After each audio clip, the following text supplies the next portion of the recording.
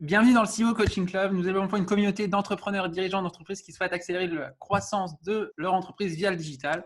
Aujourd'hui, j'ai le plaisir d'accueillir Cyril Notin. Guillaume, Cyril, merci à toi de rejoindre cette petite interview. Est-ce que tu peux te présenter, nous dire qui tu es et qu'est-ce que tu fais dans la vie? yes, écoute, je m'appelle Cyril, je suis consultant en marketing numérique, en implantation d'outils d'analytique et visualisation de données. Je fais ça à peu près depuis 2 ans et demi maintenant, après un parcours en agence. Et donc, je travaille seul et j'ai mon portefeuille client à moi-même. Très cool. Puis qu'est-ce qui t'a poussé à vouloir te lancer, à créer ton entreprise, puis vraiment voler tes propres ailes? Écoute, j'avais deux frustrations qui m'ont motivé. Donc, c'est important de convertir une frustration en motivation pour après passer à l'action.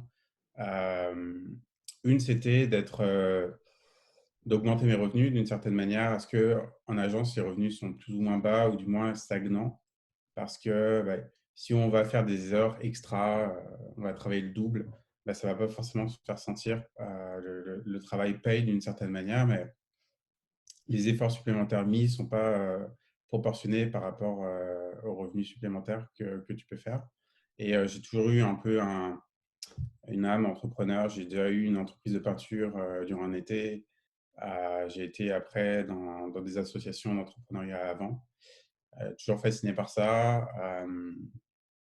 Donc, j'avais déjà un peu goûté au plaisir d'envoyer des factures, ce qui m'a permis de rapidement passer à l'action après avoir travaillé en agence.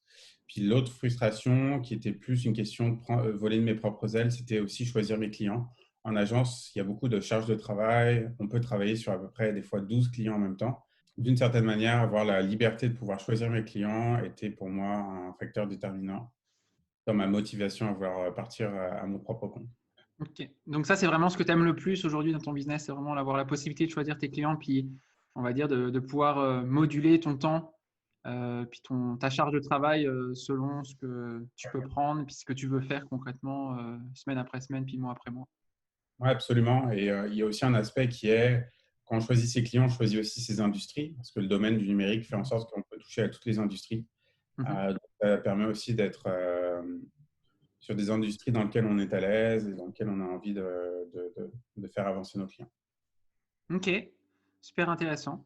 Maintenant, si on regarde un peu plus sur la partie opérationnelle, sur ton day-to-day, ce que tu fais au quotidien, concrètement, c'est quoi ta valeur ajoutée? Parce qu'on s'entend qu'il y a des consultants dans le domaine numérique, dans le domaine digital, il y en a beaucoup, il y a beaucoup d'agences. Qu'est-ce qui fait que tes clients ils te choisissent toi versus travailler avec une autre personne ou une autre agence qui pourrait potentiellement faire le même service que toi? Écoute, plusieurs aspects. Bon, euh, la manière dont je recrute mes clients, ou du moins dont je crois, est très organique. C'est-à-dire que c'est uniquement par référence d'autres clients à moi. Donc déjà, de ce point de vue-là, ça fait en sorte qu'il y a déjà une relation de confiance qui s'établit dès le jour 1. Il n'y a pas de défiance ou de challenge à surmonter. Euh, c'est sûr que c'est une industrie très variée. Après, il faut rentrer un peu dans le détail dans cette industrie. Qu'est-ce qui fait, comment comment, quels sont les différents métiers? Parce que c'est comme une industrie qui grandit, qui s'expand. Donc, il y a de nouveaux métiers qui sortent. Aujourd'hui, on peut devenir expert CRM, on peut devenir expert en paid pour uniquement un canal d'acquisition. Je pense que ma valeur ajoutée, c'est après 3 ans en agence, puis j'ai travaillé vraiment sur beaucoup, beaucoup de clients. Et encore aujourd'hui, je garde des clients agences pour travailler sur plein de clients en même temps et puis voir aussi pas mal de garder un contact avec beaucoup d'industries. C'est être un peu touche à tout, être assez hands-on sur beaucoup de plateformes, beaucoup de problématiques, que ce soit dans l'attribution, que ce soit dans le tracking, que ce soit dans la mise en place d'une stratégie, dans l'exécution de celle-ci, dans la gestion d'un budget, dans l'optimisation, dans l'implantation des conversions. Donc, j'ai la chance d'être assez autodidacte, chercher par moi-même sur Internet. Puis ça me permet de, de, d'être assez touche à tout, assez couteau suisse, comme on me surnommait à mon agence. Puis également, Euh, Ce qui me différencie, c'est que je mets tous mes clients aussi sur Slack, où je m'assure d'avoir ou être sur Teams, d'avoir un canal de communication, un messagerie directe avec eux, Mhm. pour être très présent, comme si j'étais en fait quelqu'un de leur équipe. Ok. Donc, de ce que je comprends, c'est que tu essayes vraiment de tenir un peu à l'affût des dernières un peu innovations, dernières nouveautés qui peuvent sortir pour faire en sorte de continuer à faire grossir tes clients sur ce volet-là. Puis de ne pas avoir de retard, parce qu'on s'entend que le milieu du numérique, le milieu du digital, c'est un milieu qui évolue constamment. Donc, il faut avoir cette approche-là. Puis, Oui, euh, absolument. le fait d'avoir justement cette transparence, j'imagine, cette communication avec tes clients un peu au quotidien, une communication ouverte, c'est ce qui fait ta différence. Ok, super, parfait. Maintenant, si on regarde cette année, l'année 2020, elle a été marquée avec le Covid, Ouais. avec des problématiques particulières, une explosion pour certaines industries, certains secteurs des ventes. Euh, on s'entend que 2021, ça va être aussi une toute autre année. Comment tu as pu évoluer dans ce climat, dans cet environnement particulier cette année, puis comment tu vois la chose pour l'année prochaine avec tes clients? Ouais, alors c'est sûr que avoir plusieurs clients dans plusieurs industries, ça, par rapport à avoir un seul gros client dans une seule grosse industrie, ça permet d'être un peu plus résilient au changement de différents marchés. Donc là, la crise qu'on a vécue, c'est une crise de l'offre. C'est vraiment une crise dans laquelle il y a des secteurs d'activité qui sont complètement fermés. Donc, ça affecte des industries, d'autres industries plus liées au e-commerce, dans lesquelles l'offre n'était pas contrainte, s'en ont très bien sorties. C'est certain moi j'ai eu la chance à ce moment-là d'avoir des clients dans différents domaines, dont les deux tiers se portaient mieux et un tiers se portait moins bien. Donc, ce qui a fait en sorte que je m'en suis très bien sorti. Et aujourd'hui, en fait, le post-première vague fait en sorte que l'industrie croît exponentiellement.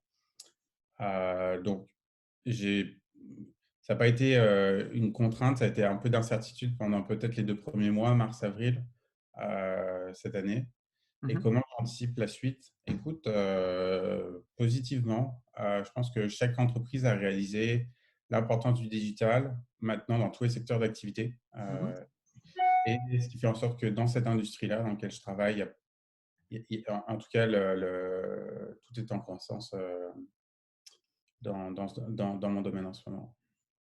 Maintenant, moi, ce que j'aimerais bien que tu nous partages, c'est plus d'un point de vue inspiration pour peut-être la personne qui va regarder cette vidéo, qui va écouter ce que tu dis, peut-être pour lui dire que en plus de prendre plaisir dans ce que tu fais, tu as continué un petit peu ce que tu faisais avant, mais tu le fais avec ta propre organisation, tes propres horaires, tu as la chance de pouvoir choisir tes clients. Et en plus de ça, j'imagine que d'un point de vue des revenus, sans forcément nous partager précisément combien tu gagnes à chaque mois ou quoi que ce soit, mais euh, tu es plutôt bien récompensé de ce côté-là aussi, de ce que je comprends. C'est sûr que être consultant, ça a ses avantages d'un point de vue financier, d'un point de vue revenu. J'ai tout essayé, j'ai vraiment commencé assez bas, en fait parce qu'on veut commencer bas, mais parce que, je sais pas, on se dit ah je vais être trop cher. En fait, c'est faux. Il faut vraiment mettre un prix que les clients sont prêts de payer pour. Puis dans mon modèle, en fait, l'idée c'est de dire ok, un client, je vais être pour chacun de mes clients un atout dans son entreprise, une sorte de, pas vraiment employé, mais un peu la sauce sriracha qu'on mettrait dans son plat pour sa stratégie marketing. Ok, bah écoute Cyril, un grand merci pour ton témoignage et d'avoir pris le temps de faire cette interview. Euh, Yes. on se refait ça quand tu veux, avec grand plaisir. Puis bah, je te souhaite bonne continuation pour la suite.